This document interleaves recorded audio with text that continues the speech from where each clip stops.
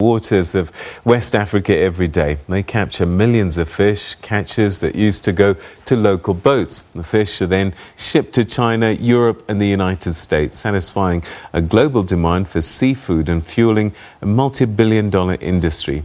The foreign vessels make life hard for West African fishermen locally. Foreign trawlers from Asia and Europe have cost West Africa's economy thousands of jobs and billions in income. To unpack China's overfishing threat to the development of African fishing sector, particularly in West Africa, we're now joined via Skype by Mark Godfrey, who's a China analyst and editor of Seafood Source. Thanks so much indeed for joining us. Welcome to the program. Good evening. Thanks for having me. All right, so you wrote this interesting article that grabbed my attention, and your headline is Chinese Overfishing Threatens Development of West African Fishing Sector. So for some of us who perhaps are not very well versed in some of these issues, what is actually going on? What is meant by overfishing? Well, the situation today has its roots in the 1980s when the Chinese state decided to build a large, what we call a distant water fishing fleet. In other words, to fish around the world and to earn hard currency by processing and exporting those fish. Now, the domestic waters around China, its own waters, have been overfished and are closed for most of the year. And there's a similar story in other parts of Asia. But the Chinese fleet has grown substantially in the last 2 decades, and a lot of those vessels have gone to Latin America and Africa. Now, they go there, particularly in the case of West Africa, it's by doing bilateral deals with governments that allow these vessels to fish those waters. The issue, obviously, about overfishing is that the trawlers, when they're coming in such large numbers, trawl using dragnets, which is a very often a very destructive form of fishing that basically lifts everything out of the water, including juveniles and other bycatch,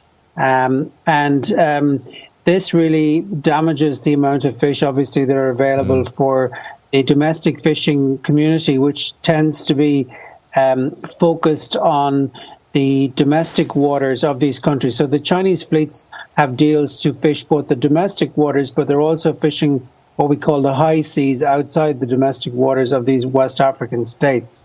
And many of those West African states, their local fishing communities are protesting about the presence of so many Chinese, Taiwanese, Korean, and also Russian trawlers. But obviously the Chinese fleet is now the world's largest, so that will be there in the largest numbers. All right, so now they can't do this without permission. Are you saying that our own governments on the continent are complicit in ruining domestic fishing? Well, it's a complex situation because they are often... Now, there's two kinds of Chinese trawler there. There's the trawler that leaves the Chinese port flying the African flag, and many have, including new trawlers, have left this year and gone to work in Africa. But there are also lots of trawlers in places like Ghana, which are Chinese-owned effectively, but registered under a domestic Ghanaian company, and flying usually the Ghanaian flag. So they would say that they're creating work for Ghanaian people who usually work on these vessels. And in other countries like Mauritania, where there's a very large Chinese fish meal processing center, they also hire several hundred people. So the Chinese would say these are actually African companies as well, and that they are adding value to the African catch in a way that African countries themselves have never either been able to afford or been able to acquire the technology and at the scale required. And also with the contacts in the international markets required to exploit and develop these fisheries that exist in Africa. I mean, there is a very, like, my focus is really on the Chinese industry and the Chinese, I read an awful lot of Chinese government documents and industry papers about this. And I have to say, one thing always strikes me is how uncritical the image of the African fishery sector that's created in China. It's this bountiful resource that seems to be never ending, and there's not a discussion in the Chinese press about the consequences of this really intensive build-up of Chinese vessels on the West African coast. All right. So the other thing that they do is they build these plants, these processing plants, these fishing ports, and a lot of this product, the fish gets fished, processed on these plants. They may create some jobs, but the food itself is exported again, isn't it?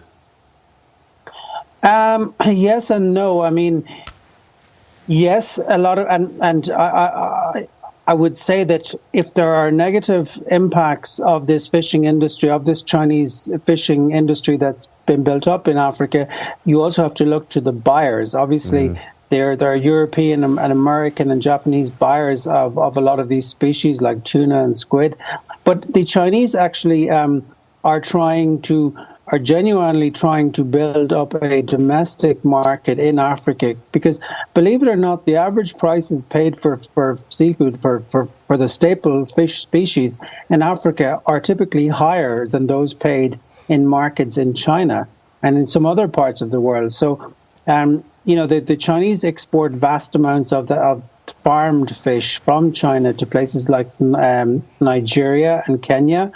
They would also like to expand their farming presence in Africa, because the actual prices for these species are higher in Africa. So there is also a certain amount of Chinese trawlers landing fish in Africa and selling into the domestic market as well. Obviously, the processing plants are built with fish meal in mind as well. So fish meal is a very valuable commodity back in China for feeding to both fish farms and pigs. So fish meal, fish oil, etc. It's not just fish we're talking about here. So the thing about these trawlers as well is that when you throw out the nets, you catch everything, even some of this what's called trash fish. It's a fish that's too small for perhaps human consumption, but it is a problem in terms of sustainability, I guess, for the fish population. Absolutely. No, and often what are termed as trash fish are actually quite attractive to Chinese trawlers, because they use them for fish meal. The margins in fish meal might be actually higher than the margins they would be getting for the mature fish or the squid that they would be bringing back. But absolutely, if you're catching juveniles and you are not letting them back into the water, then you're storing up an inevitable problem around sustainability in the years to come. Most of the world's high seas, I'm talking about the seas outside of domestic waters, are actually governed by what were called regional fishing management organizations. And a big problem is that a lot of these organizations they meet several times a year and they set rules, etc., but they're very poor at enforcing the rules often. And Chinese trawlers and Chinese fishing companies and Chinese state is not signed up to many of these fishing organizations and regional fishery management organizations. So that's a weak link that I think Africa and West Africa and other parts of the world really need to work on. Latin America has really, in the last year or so, been waking up to this problem in a big way, because they've also been seas around Ecuador and Peru have also been the target of a large influx of new trawlers from Asia and China in particular in recent years.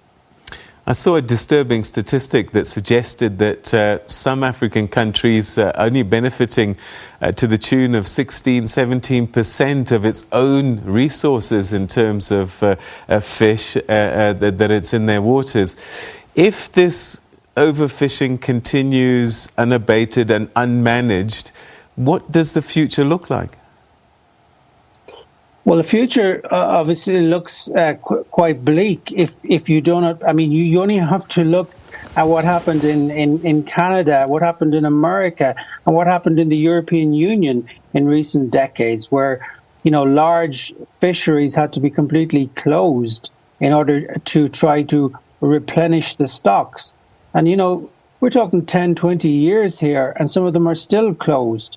So the EU has a fishery management policy that will be one of the better ones, but they're coming from, look at the Mediterranean. We're talking about a significant stretch of water off Europe, which has chronic sustainability problems.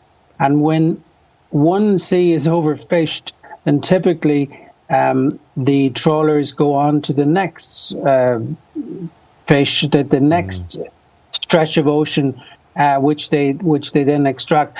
I have to say that a lot of African governments have really sought out and embraced the Chinese. So it's not that it's always a Chinese problem. Yes, they have built up these enormous fleets of trawlers with the use of subsidies, and many of them are state-owned. And then they sign deals with coastal nations that tend to be very difficult to scrutinize because they're typically not published. They're not publicly published.